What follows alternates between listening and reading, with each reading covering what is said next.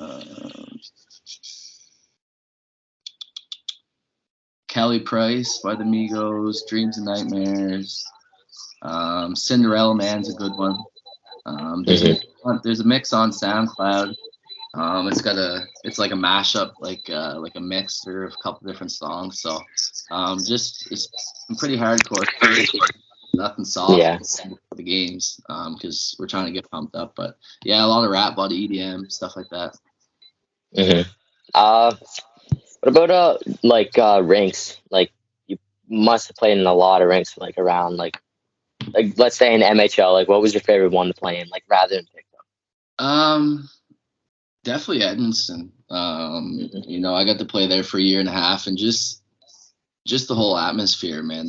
They're a hockey crazy town up there. They absolutely love the Blizzard. And to be honest, there's not much else going on up there besides Yeah. Blizzard. So I got to play in a lot of cello crowds in that rink. I think it's like 3,000 people in there, and it gets crazy.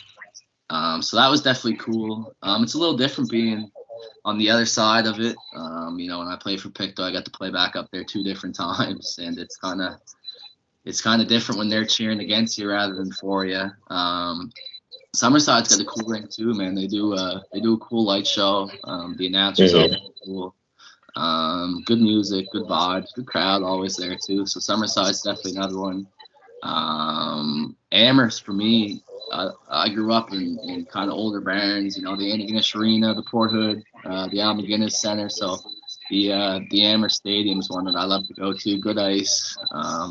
The fans are always on top. They like to play. Yeah. Um, and they usually get pretty good crowds there. So I'd say those three for me. And then obviously my home rink pick though, great rink.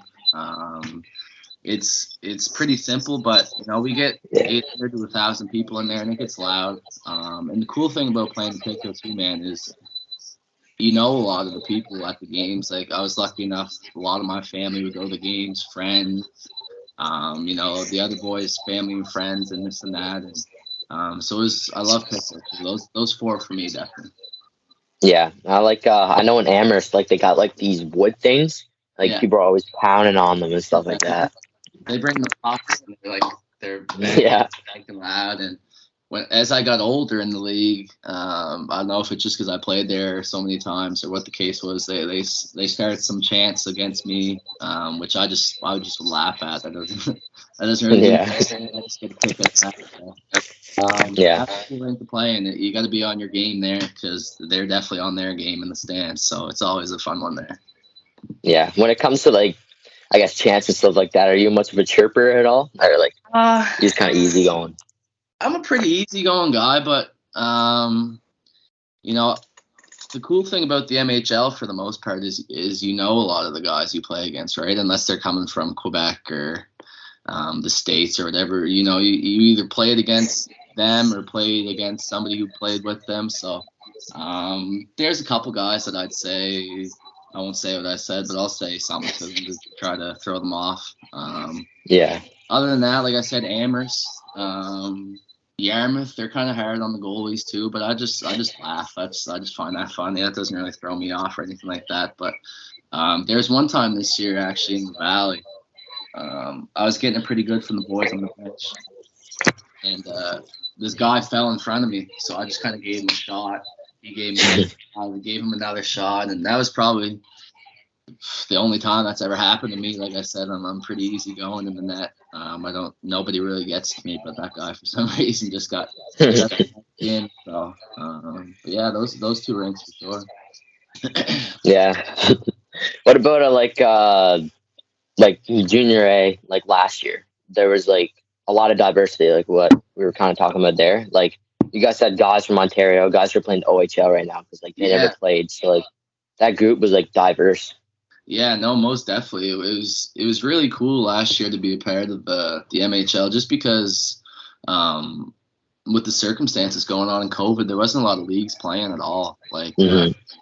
the top, like the BCHL was off and on, the CC was off and on. All these leagues like getting paused, getting this, getting that. So um, when the MHL made the announcement that they were gonna just go flat out and play, excuse me, there's a lot of guys that came in from different teams. Like I know we had, I think it was 4 or 5 imports. Two of them from way out in like Manitoba, and 2 from Ontario, and then other teams did the same thing, just bringing in guys who had nowhere to play. And it made for a good second half, man. That was, I think, if I'm not mistaken, the MHL was one of the only leagues playing. So there's a lot of good hockey players in the league last year. Like I said, it made for some good times. There's a lot of good games back and forth. Just because the hockey was so high quality, like, there was guys that could be playing way higher levels than the MHL, and MHL is not a high level, but there's a lot of guys that shouldn't have been there that were just because of the circumstances. So, like I said, a lot of cool fellas that you get to meet when they're coming from far away. You never met them before, and then they're a part of the team or they're a part of another team. So, it was, the circumstances sucked with COVID and whatever, but it was a fun year that way. Just the hockey was so good, and like last year it was you would up in Summerside, like we're like close to an hour away, but like it's rare to get up there, and they were always sold out. And then one time you guys were in town, and I had to go see that because then sort of knew the goalie Lucas Park, so I was hyped to go watch that one. Summerside's always a rink that gets a lot of people. I think they got, I'd like to say close to 4,000 seats in there, and I like to say they get over half at least every game. So like I said earlier, Summerside's definitely high on my list. What about so Don Jr. now? Like, are you keeping your doors like wide open right now for the future, or just kind of? I definitely want to continue playing. I think I've showed people that I can still play. I've got over 100 games played in this league, and fair numbers I'd like better. I'm not really a big numbers guy, though. I'm all about the team and stuff, but I definitely want to keep playing. Hopefully in the Maritimes, if not somewhere in Canada, anywhere really. just want to dream alive and keep playing. I wouldn't really want to go to the States and do like D3 or anything like that, just because it's a lot of work. And I don't have a lot of money. My parents aren't going to take out a loan for $100,000 for me to go play in the States and stuff. So my door is definitely open in the way that I want to keep playing. It just kind of depends on where. Yeah, like if you were to go like NCAA, like would that queue, you being up in the queue, like affect that at all? Yeah, I'm not exactly sure how that works. I know, like I went to a couple camps. Like I went to Halifax's camp when I was 16, Cape Breton 17, 18, and then played. I was called up a couple months when I was 18. So I've heard of different guys like taking it to court and trying to get their eligibility back, and some of them getting the okay, some of them getting told no. So I guess it really all depends on the situation. I'm kind of looking more AUS. I forget what the league's called at West, but any of those three, I'd be honored to play on any team in that league. But yeah, more so leaning to AUS for sure. Yeah, like you got Santa Fe right there, like Wolfville, not too far. So yeah, exactly. There's a couple that I got my eye on. Hoping to have a big summer, both on and off the ice, and like I said, prove that I can still play and play at that level. When it comes to like schooling, are you just like online, or like what do you do? Where do you go really? So when I was 17, I finished my high school up in Edmundston. I got my degree actually from New Brunswick, which is kind of funny. When I was 18, I took some online classes from Acadia, just super broad business courses. And then 19, 20, I've been at NSCC here in Pictou.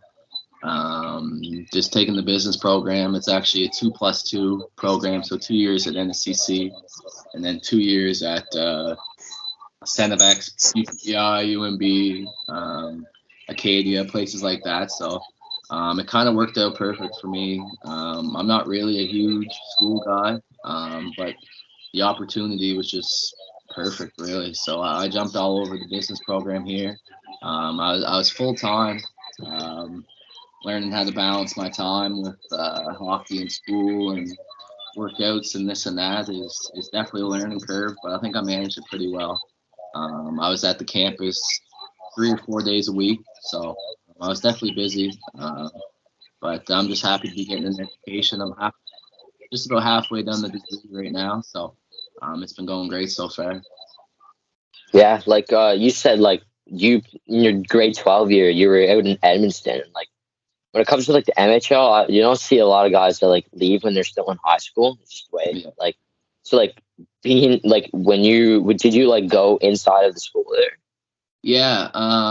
So just on that, like you said, there's not a lot of guys that go at 17.